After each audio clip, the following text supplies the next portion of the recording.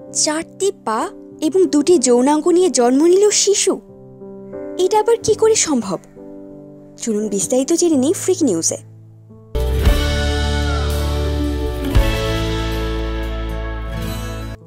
কয়েকদিন আগেই ভারতের মহারাষ্ট্রে নিজের ভাইকে গর্ভে নিয়ে জন্মগ্রহণ করেছিল শিশু। সফল অস্ত্রোপচারের মাধ্যমে সেই প্যারাসাইটিক যমজ শিশুর জীবন বাঁচিয়েছিলেন চিকিৎসকেরা।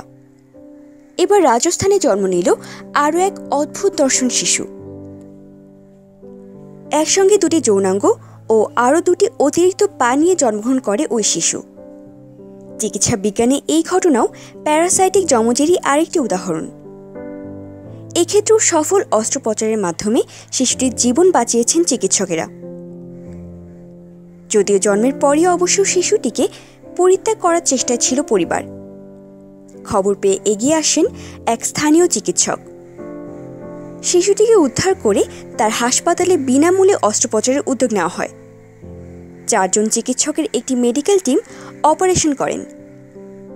বর্তমানে ধীরে ধীরে সুস্থ হয়ে উঠছে ওই শিশু। ভিডিওটি ভালো লাগলে লাইক করতে এবং কমেন্ট করে আপনাদের মূল্যবান মতামত আমাদের সকলের সঙ্গে শেয়ার করতে ভুলবেন না কিন্তু।